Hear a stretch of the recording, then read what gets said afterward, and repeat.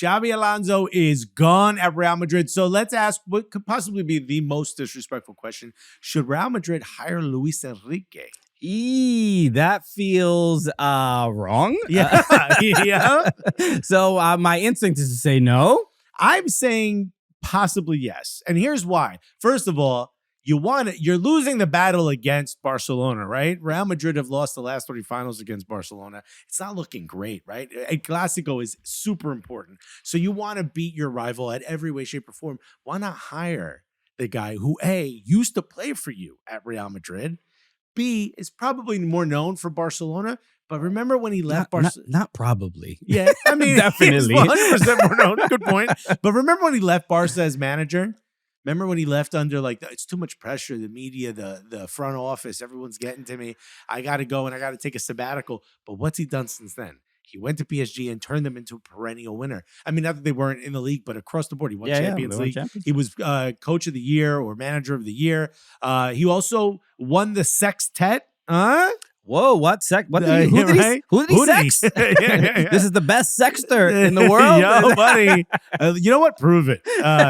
He won the sextet with PSG. I mean, he's done a lot.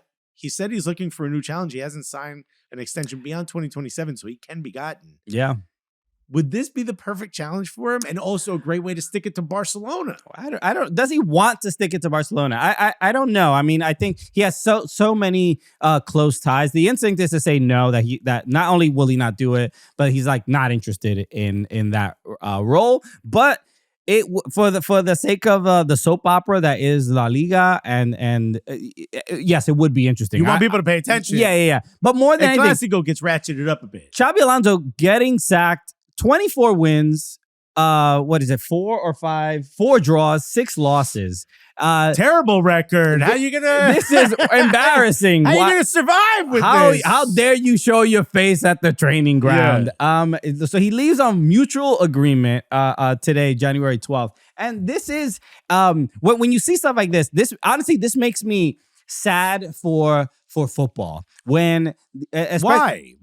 So. When it comes to Barcelona, Real Madrid, and even Barcelona winning this the Supercopa doesn't necessarily absolve them of all the issues that they're dealing with right now, whether it's in court, whether it's the financial issues, and it just sort of highlights this short of a leash for a coach like this and a former player and also has an invisible season in Bundesliga and makes a decision of all right, I think I've done what I could in Germany. I'm going to give this a real opportunity for the leash to be so short for a manager that did pretty well, relatively well, is sort of embarrassing. Where it highlights that what's not even what's important is wins or losses. It is the business of Real Madrid. You can't even losing. Look, he lost 1 final against Barcelona, but losing against Barcelona is too embarrassing to tolerate. That we can't even give you a real opportunity to have a couple transfer windows to really instill what this team is about. I don't completely disagree, but there were other signs that maybe it wasn't just the loss, right? We talked a little bit about the lack of the players doing the guard of honor for Barcelona, where he instructed the players, and this is all reportedly. Yeah. We saw the players, videos of it. But you could see Mbappe kind of being not to have player mutiny is. They wouldn't have done that to Carlo Ancelotti. They wouldn't have done that to Jose Mourinho. They wouldn't have done that to anyone else. So maybe there's stuff happening behind the scenes that we weren't aware of that kind of lets the board know, hey, he's kind of lost the locker room in a bit, in a sense. Yeah, but to not back the manager that is also a former player of your team. It clearly must have been. It clearly must have been pretty bad to fire him this early. It just feels like the record in itself isn't bad enough. It's not Wilfried Nante's record at Celtic, right? It's just I mean, it's R.I.P. I mean, there should be a little bit of shame, I think, for Real Madrid and the board and everybody, just to be like, this is kind of embarrassing that we're in this situation, and then also. Again, just they really wanted to. I'm sure they were kind of even the year after the Invincible season, they wanted him to be at Real Madrid, or the conversations were already kind of happening, or of should he go to Liverpool, should he go to Real Madrid, and the fact that in how many games? 28 games or something? Like 34. 30. It's ridiculous. It's not enough of a sample size for me to say this guy's gone, unless there was something happening behind and the scenes. thing is that this was happening with Ancelotti after winning Champions League. Even the following season, it was as soon as the boat rocks a little bit, it's like the fans are just like, get him out of here, get him out of my club, and it's just like, if that is your mentality as a fan and even as somebody running the club, that the bare minimum is absolute excellence. I can't even take you seriously as like are you like your fandom feels phony. Like it's just the only word I can think about is greed. It's like yeah, that's exactly also, what is it? And oh God, I already know the mentions are going to be crazy. But what is this? What is the purpose of being a Real Madrid fan? Like football, is football even fun? Right. Like it's if you didn't lose, you've lost everything. It's not anymore about like sort of, our 11 versus their 11. It's like, we need to win at all costs at everything or else this is absolutely falling apart. You've got more trophies than any other club in the world. Right. Your trophy room is as long as most people's libraries. You know what I mean? It's like everything has to be win. God forbid you lost 6. It's like, well, that's still too much for Real Madrid. Then who would want this job? And I know there's every manager in the world would line up to take this job. But at the end of the day, if you really care about the sport and like the essence of football, the spirit of it, this isn't what it's about. It's not about this.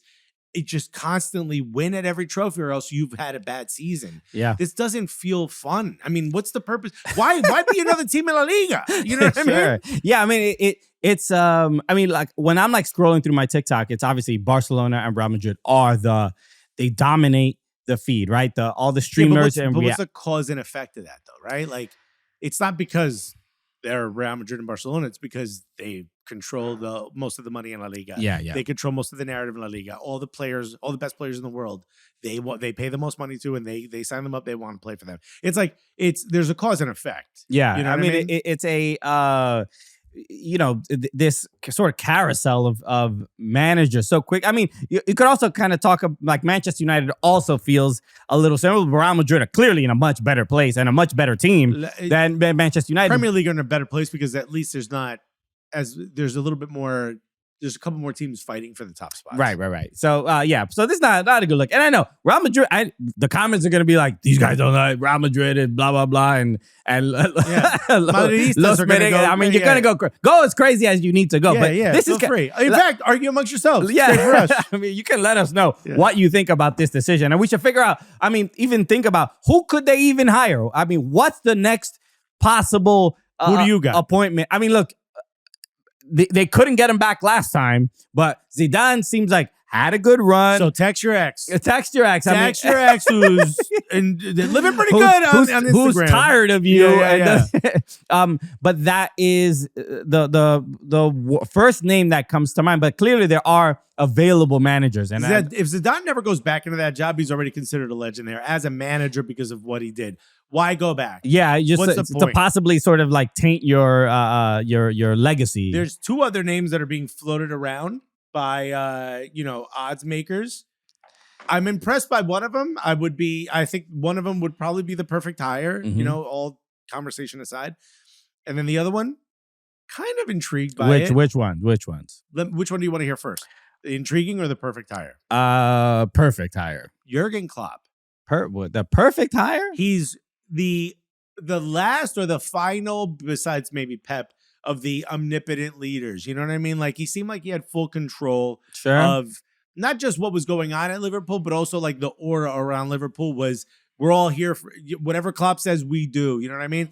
There's videos of like, children going into like sick kids getting a chance to meet him and they're crying. And like, I would watch that and I would get emotional. I'm like, I don't even care about this guy. I'm not even a Liverpool fan. I think you're going to be like, I don't even care about sick kids. Get this kid out of there. You should be looking at tactics. No, but the aura around him was like of someone this is like a true leader of like in the old like Sir Alex Ferguson, Arsene Wenger styles. He still carries that. And so like I see him going to Real Madrid and kind of he carries an aura bigger than the players. And right now he's obviously like the sport, and not sporting director, but like director at Red Bull and of all the Red Bull teams and stuff like that. I don't know. Getting a check. He's just having doing Trivago commercials from all in Europe. That's really what he's mostly doing. But him. The other manager that's getting, which I think is intriguing, Enzo Maresca. Enzo Maresca. So he's a Pepite. Can you have someone from the Pep Guardiola tree go to Real Madrid? Interesting. Yeah, maybe. I think given we haven't really even spent much time talking about Enzo Maresca leaving Chelsea and the man, like he was like similar to I think Luis Enrique when he was at Barca, just being like, yeah, I'm tired of like to forego. How do you say that in past tense? Forfeit? He forfeited. Yeah, because he forfeited his like the money that he would have gotten because he wanted to get out of his contract. So that's why they let him out. At Chelsea? Yeah. I think he gave up like $8 or $9 million. Damn, how much money you got, Enzo Maresca, where you don't need $8 or $9 million? Something like along those lines. But that seems all of the signs point to him being the heir apparent to Pep Guardiola at Manchester City.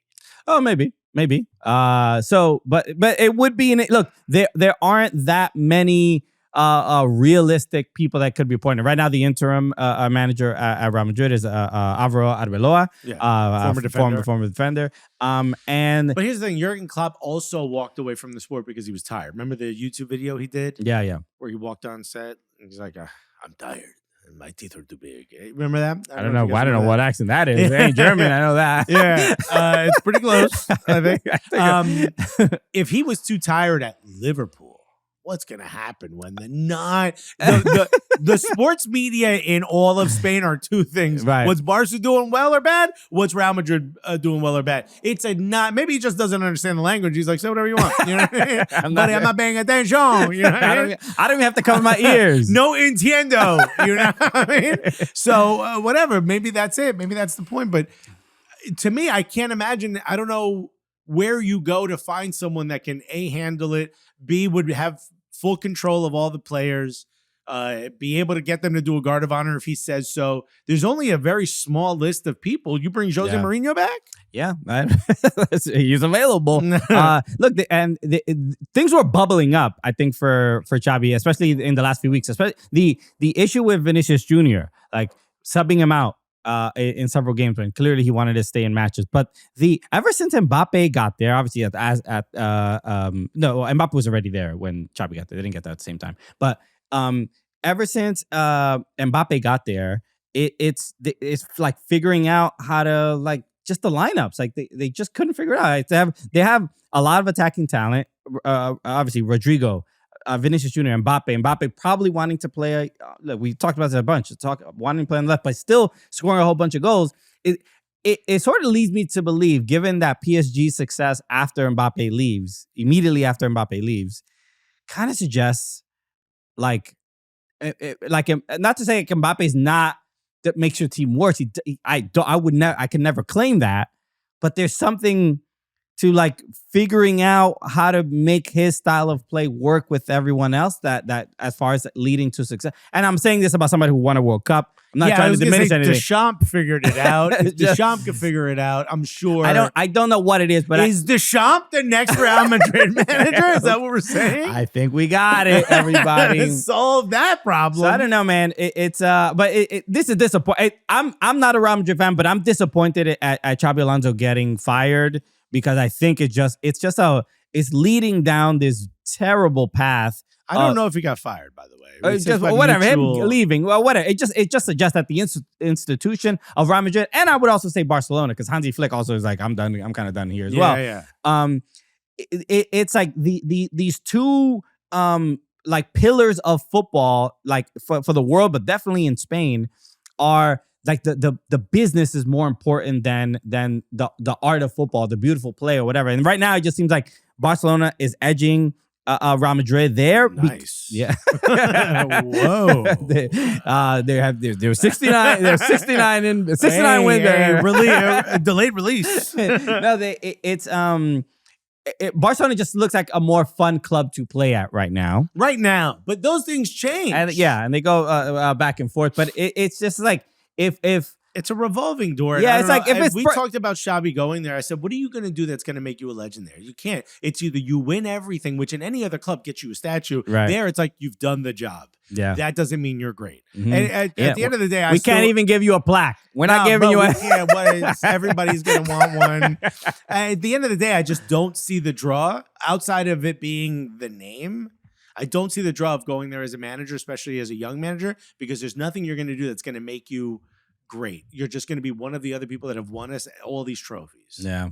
So, all right. Well, I mean, let us know what you think, because this is just such a it's a bad story. It's not like there's nothing fun about Real Madrid getting rid of a manager that I think, you know, a lot of people loved and were excited about him joining. He could have been there for 20 years. And the team wasn't even that bad. I don't even 34 games. I don't even get it. All right.